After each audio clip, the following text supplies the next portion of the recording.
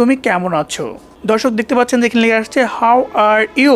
Mic option রয়েছে, এখানে চাপবো। How are you?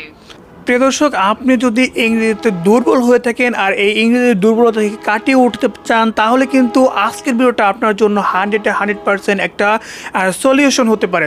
ইংরেজিটাকে আয়ত্তে আনতে পারবেন এবং এত সহজলি এটাকে শিখতে পারবেন যেটা বলার মতো নয়।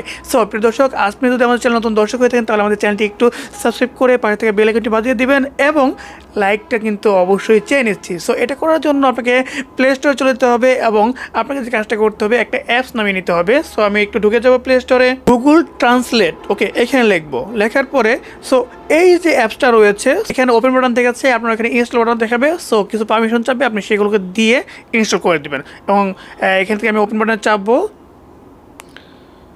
দর্শক, এখানে একটা মাইক অপশন রয়েছে। সো আমি এইখানে তার উপরে দর্শক দেখতে পাচ্ছেন যে দুটো অপশন রয়েছে যে আমি কোন ভাষা থেকে কোন ভাষা করব। সো আমাকে অবশ্যই এইখানে এটা সিলেক্ট করে দিতে হবে। সো আমি এখানে বাংলা চাপলাম, এখানে এটাকে বাংলা করে দেব। ওকে, বাংলা করে দিলাম আর আমি এখন এটাকে ইংলিশে করব। সো আমি এখানে এই যে মাইক অপশন রয়েছে এখানে চাপবো, তুমি কেমন আছো। ওকে, দর্শক দেখতে পাচ্ছেন যে এখানে লেখা আসছে হাউ আর ইউ। ওকে, আমি যদি এখন এটা শুনতে চাই তাহলে এখান থেকে এই যে মাইক অপশন রয়েছে এখানে চাপবো। How are you? সো দর্শক বুঝতে পারছেন যে এটা কিন্তু আপনাকে বলে দিচ্ছে। সো আমি যদি আরও কিছু লিখি, এখানে যদি বলি, এখানে চাপবো, তোমার বাড়ি কোথায়, আমি তোমার সাথে কথা বলতে চাই। ওকে, দেখতে পাচ্ছেন যে চলে আসছে where is your house, I want to talk to you.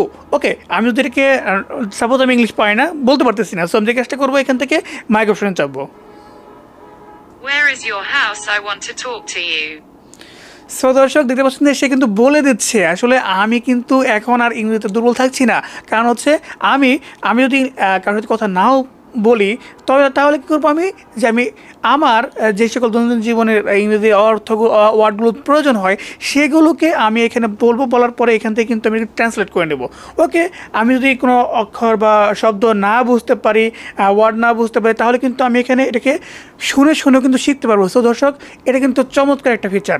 আসলে আপনি যদি ইংরেজিতে দুর্বল হয়ে থাকেন তাহলে এই ভিডিওটা কিন্তু আপনার জন্য খুব উপকারে লেগেছে বলে আমি মনে করছি।